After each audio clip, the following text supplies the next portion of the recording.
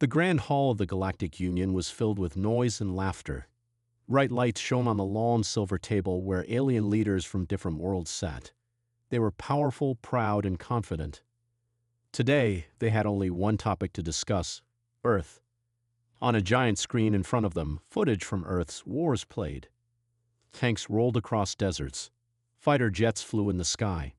Soldiers ran with guns in their hands. A tall alien with green skin and 4 eyes pointed at the screen and laughed loudly. "Look at them," he said. "They fight with metal and fire like it's still the Stone Age." The others laughed even harder.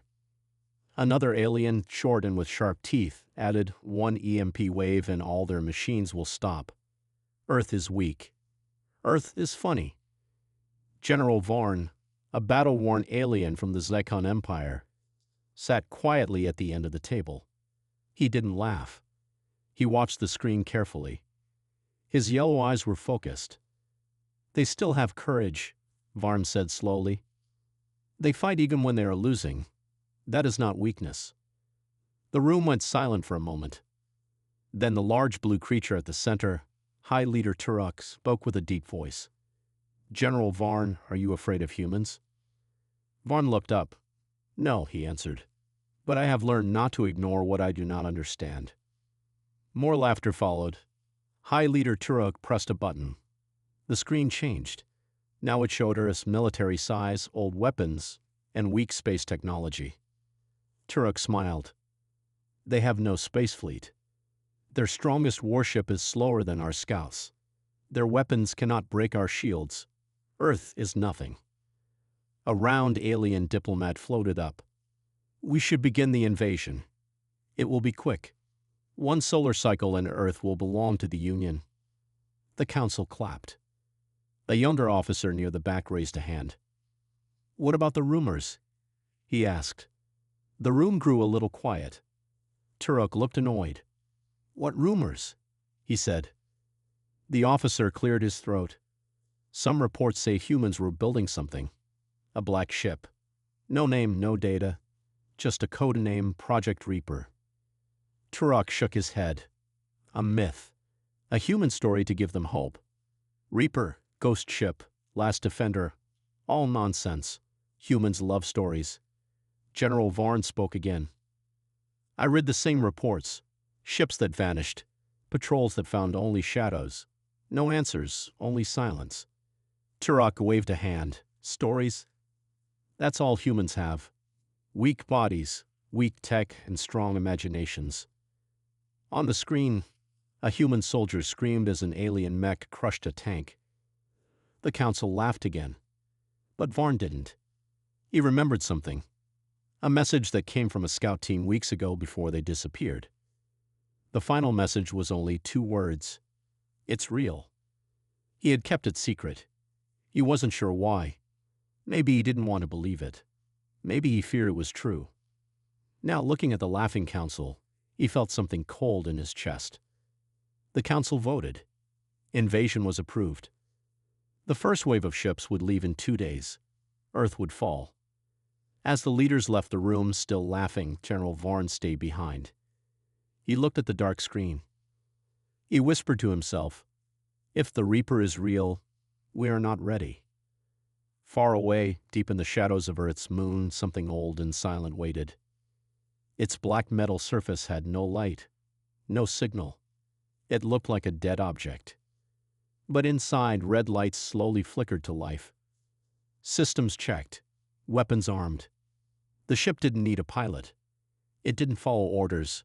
It only had one purpose: wake when Earth is in danger. The Reaper was watching, and it was almost time. The sky above Earth changed on a quiet morning. At first, people thought it was just a strange cloud. Then they saw it wasn't a cloud at all. It was metal. Hundreds of alien ships broke through the clouds like dark birds. They didn't hide.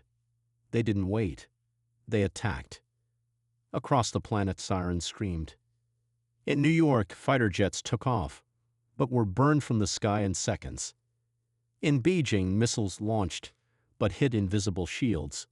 In London, tanks fired into the air, but nothing reached the alien ships. The aliens were fast. powerful, cold. In just 4 hours, Earth lost half its defense. Alien ground forces landed with loud thunder. Giant machines walked through cities. Humans ran. Some fought. Most died. A team of alien commanders watched everything from orbit. "This is easier than we thought," said Commander Vec, a tall creature with glowing skin. Another laughed. "We'll have Earth by tomorrow." But then something strange happened. A small alien base set up in the deserts of North Africa went completely silent. Commander Vec frowned. "Send a recon drone. I want to see what happened." The drone flew low across the sand. The base was gone. No buildings, no equipment, only melted metal and black shadows burned into the ground, like something had hit it with fire and lightning together. The drone hovered over a strange mark on the ground. A perfect circle. At the center, one word burned into the sand. Repair. Commander Vec's smile faded. "Glitch?" an officer asked. Vec didn't answer. Back at the alien command ship, more reports came in. 3 more bases had gone silent. No signals, no survivors, just shadows and silence. The aliens tried to scan the area. Nothing. No life. No heat. No movement. Only cold. Then a shaky video came in from a squad who had been near one of the bases. The video was broken and full of static, but something could be seen. A dark shape in the sky. Not flying. Floating. Watching. It had no lights. No wings. No sound. Just a black shadow in the shape of a ship. The alien officer froze the video and zoomed in. A human voice, weak and scared, was heard in the background. "It's not one of ours. It's waking up." Then the video ended in screams. On the command ship, alarms began to beep. Something was entering orbit, but sensors couldn't lock on. Invisible. Fast. Coming closer. Commander Vec stood still. "Find it," he ordered. "We can't," the technician said. "There's no signal. No heat. It's not real." Then the lights on the ship flickered. Just for a second. Then again. Systems restarted. Shields glitched. Communications failed.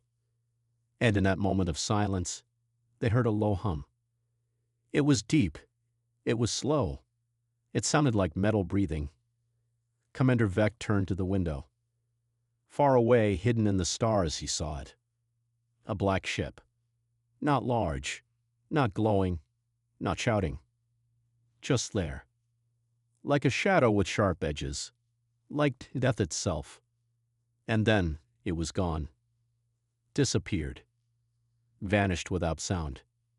The alien officers looked at each other. No one spoke. Then the technician whispered, "Sir, what if the stories were true? What if the Reaper is real?" Commander Vec didn't laugh. He walked to the communication panel. "Send word to the Council," he said. "We may not be alone in this war." But deep inside him, he felt something worse. He felt hunted. Back on Earth, in a bunker below the mountains, a small group of human scientists and soldiers watched the same shadow on their screen. It woke up, one of them said. The commander nodded. Finally. A young soldier asked, "Is it on our side?" The commander gave a tired smile. "No," he said. "It's on its side. It only protects Earth." Above them, the Reaper moved through the sky like a ghost. It didn't speak. It didn't miss. It didn't stop. And now, it was awake. Deep in space, far from Earth, an alien scout ship floated in silence. Its mission was simple: find the source of the destruction on Earth. Find the thing the humans called Reaper. But for 3 days, the scout ship saw nothing. Only stars, black space, and cold silence. On the 3rd night, the pilot, a small alien with silver skin, saw something strange on his screen. A shadow, moving slowly behind a broken moon. He zoomed in. There was no heat, no light, no signal. Just darkness in the shape of a ship. "It can't be," he whispered. The shape turned. The alien's screen went black. His ship stopped moving. And then the stars disappeared. On the alien capital planet, the Council of Commanders gathered once again. The mood was no longer joyful. General Varn stood in front of a new screen, this time showing destroyed alien outposts, wrecked ships, and burned command centers. All of it happened in silence. No alarms, no resistance, just death. High Leader Turok looked tense. "How is this possible?" he shouted. "No enemy moves without sound, without heat." Varn pointed at one frozen frame on the screen. A ship, long and black, no lights. It looked like a floating coffin. "This is the Reaper," Varn said. The council was quiet. "It's not human," said one scientist. "No human can build something like this." "But it came from Earth," Varn said. "It was born there, hidden for years, waiting." An officer stood up. "Why is it attacking us? We have already won the ground war. Earth has fallen." Varn shook his head. "Not fallen. Earth woke it up." He pressed a button. A map appeared. Dozens of alien bases were marked in red. "All destroyed by one ship," he said. "No other ships, no armies, just the Reaper." Another button was pressed. A grainy video began to play. An alien cruiser floated above Earth. Suddenly, the lights flickered. Engines failed. Cameras showed a black shape pass by, silent and smooth. The cruiser broke apart from the inside like it had been cut with invisible blades. The video ended. "Impossible," someone whispered. High Leader Turok's face turned pale. "Where is it now?" he asked. Varn looked at the map again. "It's moving, but not randomly. It's picking targets, one by one, quietly, cleanly." He looked around the room. "And it's getting closer." Near the edge of the solar system, a mining ship picked up a strange reading. The crew laughed at first. "It's probably just a rock," one of them said. But then their systems went offline, one by one. They looked out the window. Nothing. Only black space. Then a shadow passed over their ship. One of the miners screamed, "What is that?" And then, nothing. The ship was never heard from again. On Earth, a small team of human scientists stood in a hidden control room. One of them, an old man with gray eyes, stared at a monitor. "It's still moving," he said. "Still protecting." A soldier nearby asked, "Can we call it back? Control it?" The old man shook his head. "You don't control the Reaper. You survive it." The room was quiet. Someone asked, "What is it really?" "A weapon." The old man looked at the screen. "No," he said. "It's a warning." Back in space, the Reaper floated like a ghost. Its surface was dark and smooth. It had no windows, no crew. Inside, systems worked silently. A single AI core glowed red. Earth threat detected. Mission active. Alien forces identified. Hunt protocol engaged. The ship didn't roar. It whispered. It didn't chase. It appeared. It didn't miss. It erased. In the darkness of space, aliens had laughed at Earth's strength. Now they ran from a ship with no face, no voice, and no mercy. The Reaper was real, and it was only getting started. In the dark corners of the galaxy, fear spread faster than light. Alien commanders no longer laughed. Their fleets no longer moved freely. Every ship captain now asked one question before each launch. "Where is the Reaper?" But no one could answer. Because the Reaper didn't send warnings. It didn't send messages. It just appeared, and then everything went silent. Ships, stations, planets, gone. On the alien warship Zigran's Claw, Captain Drex paced across the command bridge. His crew looked nervous. They had just received orders to patrol near Earth's orbit. "No one wants this job," his second-in-command said. We don't get to choose, Drex replied. We're the strongest ship in the fleet. They expect us to stand. But against that thing, the officer whispered. Captain Drex stayed quiet. He remembered the last message sent from a nearby ship. Just a low whisper of static, then silence. Some said they saw a shadow cross their viewports. Others said they felt cold, just before death. Still, Drex prepared his ship. Shields at full power. Weapons loaded. Scanners set to maximum range. Then the ship's lights flickered. Only for a second. But every officer froze. Check systems, Drex ordered. Nothing wrong, the engineer said. Everything reads normal. Drex didn't believe it. Stay alert. Hours passed. Then, a sound. Very soft. A low hum, like a breath in the dark. Drex turned toward the viewport. He saw nothing. But somehow, he felt it. Something was watching. Across the galaxy, the Council of Commanders gathered once more. This time there was no laughter. High Leader Turok slammed his fist on the table. We are the most advanced species in the galaxy, he shouted. Why can't we stop one ship? A scientist stepped forward. He looked tired. Because it doesn't fight like us. It doesn't chase. It doesn't talk. It chooses silence. Another council member spoke. We tried to scan it. We tried to trap it. But it moves like a shadow. No engines, no heat, no signal. General Varn, silent until now, stood.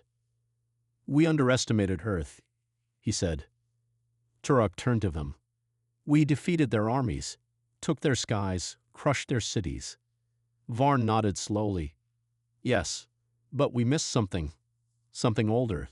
Something buried. He paused. The Reaper wasn't made to win wars, he said. It was made to end them. Back on the Zegran's claw, red lights flashed. Unknown contact, a crew member shouted. Captain Drex turned toward the screen. Nothing. No visuals, the officer said. No sound. Just darkness. The ship shook. Drex gave the order, fire everything. Dozens of plasma cannons lit up space. Missiles flew. Lasers cut the sky. But they hit nothing. The crew stared in horror. It's like it's not even there, someone whispered.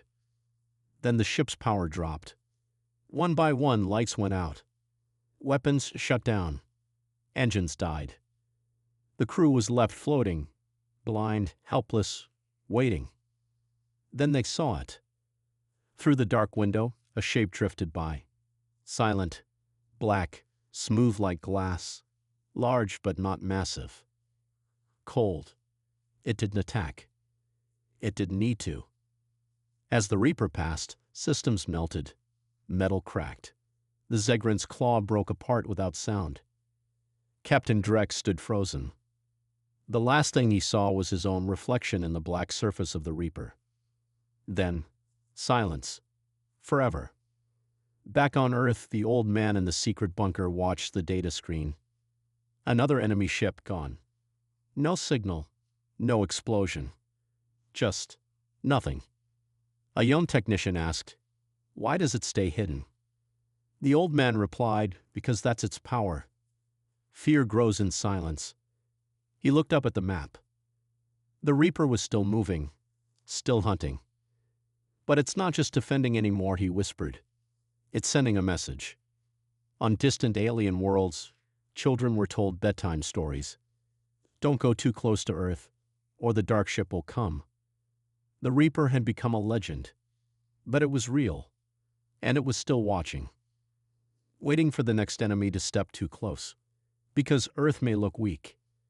But in silence, it had built a weapon, a ghost in space, a shadow of war.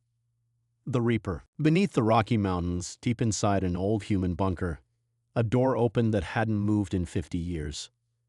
The room beyond it was dark, silent, cold. Only a few people in the world knew it existed, and only one man had the access code to open it. His name was Colonel Rains. His face was lined with years of secrets. He walked into the forgotten room with a slow step, his boots echoing on metal floors. Behind him, two young officers followed, unsure of what they were about to see. "What is this place?" one of them asked. Rains didn't answer. He walked up to a large screen and wiped away the dust. Then he pressed his hand against a scanner. The screen came to life. Old files, classified documents, and a single name at the top. Project Reappear. The young officers stared at it. "I thought the Reaper was alien tech," one of them whispered. Rains gave a tired smile. "No," he said. "We built it. 50 years earlier. The world was on the edge of nuclear war. Superpowers threatened each other daily. Humanity feared total destruction. A secret team of scientists and generals came together to make sure Earth would never be touched, no matter who attacked. They didn't build a bomb. They built a ship. A ship with no crew. No mercy. No weakness. A ship that would wake only when Earth was attacked by forces beyond its control. It would not ask questions. It would only eliminate the threat, and then vanish. It was powered by technology no one fully understood. Some said parts of it came from something found deep underground, something not human. Others said the AI inside was too smart, too quiet, like it was thinking on its own. But the world never knew, because the Reaper was buried, hidden, until now. Back in the present, Colonel Rains played an old video log. On the screen, a younger version of himself stood beside the Reaper before it was launched into hiding. "We're not gods," the younger Rains said. "But if we ever face monsters from the stars, we eat a monster of our own." The screen turned black. The younger officer stepped back, shocked. "So it was planned," he said. "The Reaper wasn't an accident." "No," Rains said. "It was a warning to the galaxy." In orbit above a ruined alien outpost, a Council recovery team searched for clues. All they found was dust, metal bones, burned shadows, and a strange symbol carved into a wall. A circle, with a black line through it. None of them understood it. But one young alien officer looked afraid. "My grandmother told me stories," she said, "about a dark ship that punished worlds. It came only when someone awakened it. It gave no mercy." The lead officer laughed. "Just myths." But the young alien didn't laugh. She turned toward space. Toward Earth. Back in the bunker, an alarm rang. Colonel Rains turned to the screen. "New signal detected," the AI said. It was a fleet. Hundreds of alien warships. Bigger than before. Coming fast. Rains looked calm. "They're scared," he said. "They want to end the Reaper before it ends them." The young officer asked, "Can the Reaper win against all of them?" Rains looked up at a small camera. He didn't speak, because he knew the truth. The Reaper didn't win with strength. It won with fear. It won with silence. And when silence fell, everything else did too. In the blackness of space, the Reaper waited. No crew. No sound. Just a thought. Earth is in danger. Target. Alien Armada. Mission terminate. The stars around it shimmered, then vanished. And the Reaper began to move. The alien Armada reached Earth's edge like a storm of fire. Hundreds of warships. Thousands of weapons. All pointed at one blue planet. High Leader Turok stood on the bridge of the command ship, his face dark with anger. "No more waiting," he growled. "Find the Reaper. Destroy it. Burn Earth if you must." His officers nodded. Fear made them obey faster. Turok thought numbers would win. He was wrong. In the silence between stars, the Reaper floated. No lights. No signals. Only purpose. Threat confirmed. Enemy presence. 447 ships. Engage protocol, silence fall. Without warning, the Reaper vanished from its position and reappeared behind the last ship in the fleet. No one saw it. No one heard it. But that ship blinked off the scanners like it never existed. Seconds later, 2 more vanished. Then 5. Then 10. Panic spread across the alien fleet. Where is it? Who's attacking? There's no trace. They'd fired blindly. Lasers cut space in every direction. Missiles exploded against nothing. And the Reaper moved through the chaos like a ghost. Each ship it touched went dark. No flames, no wreckage, just gone. On Earth, Colonel Rain stood in the control bunker. He watched the Reaper's path on the screen. Red dots, enemy ships, blinked out one by one. He didn't smile. He didn't cheer. He just whispered, "Let them see what silence really means." On the alien command ship, High Leader Turok screamed, "Form a shield, surround it." But how do you surround what you cannot see? A deep, dark sound rolled through space, not a roar, something worse. A low hum like a warning before the grave. Then, in front of Turok's ship, the Reaper appeared. Its surface was smooth and black. No windows, no weapons visible. But the fear it carried was heavier than any bomb. Turok froze. "It's just one ship," he whispered. But he no longer believed it. He had seen fleets lose to single enemies before. But never like this. This was not a war. This was punishment. Inside the Reaper, the AI was calm. Command confirmed. Execute final silence. The ship split into shadow. Dozens of smaller units burst from its body, faster than light, sharper than blades. They tore through the alien fleet like whispers in the dark. One by one, the enemy ships vanished. No sound. No mercy. Just silence. In less than 10 minutes, the greatest fleet in the galaxy became nothing. No one escaped. No one sent a message back. Only one signal remained. A final transmission from the Reaper.